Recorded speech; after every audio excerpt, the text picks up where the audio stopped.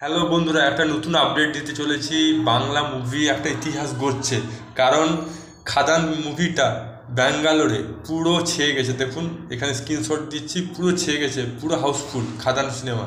শুধুমাত্র ব্যাঙ্গালোর নয়, আরও জায়গায় এটা সুপারহিট হচ্ছে, যেমন মুম্বাই আছে, হায়দ্রাবাদ আছে।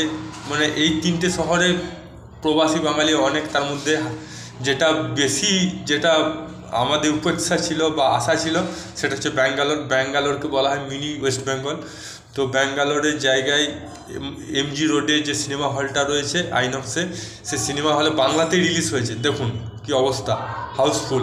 তার মানে প্রবাসী বাঙালিরাও সময় বের করে বাংলা সিনেমা দেখছে। আমি প্রত্যেকটা রাজ্যে প্রবাসী বাঙালিদেরকে বলবো যে বাংলা মুভিকে সাপোর্ট করুন।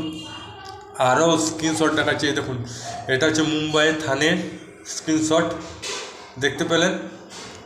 এবার আমি দেখাচ্ছি যেখানে হায়দ্রাবাদে মোটামুটি 3-4 জন দেখছে, বেশি দেখছে না। আশা করছি পরেও আবার দেখবে, হয়তো প্রচার হয়নি সেরকম। হায়দ্রাবাদে স্ক্রিনশট দেখাচ্ছি, এই দেখুন। শুধু আমি এটুকুই বলবো যে 15 কোটি ক্লাবে হয়ে গেছে। যদি এইভাবে রেসপন্স পাই তো 30-40 কোটি হয়ে যাবে। যদি আশা করতে পারি যে মোটামুটি যে চাঁদের পাহাড়ে যে একটা রেকর্ড করেছিল দেব, নিজের রেকর্ড ভাঙতে পারি কিনা সেটা নিয়ে একটু চিন্তা আছে।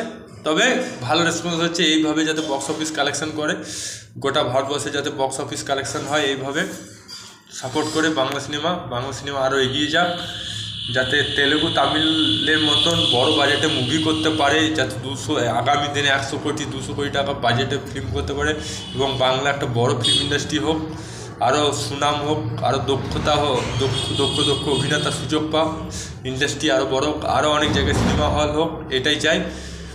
আপনাদের কি মতামত কমেন্ট বক্সে লিখে জানান। ভিডিওটা ভালো লাগে লাইক করুন, আর চ্যানেল নতুন তাহলে সাবস্ক্রাইব অল বাটনে প্রেস করুন।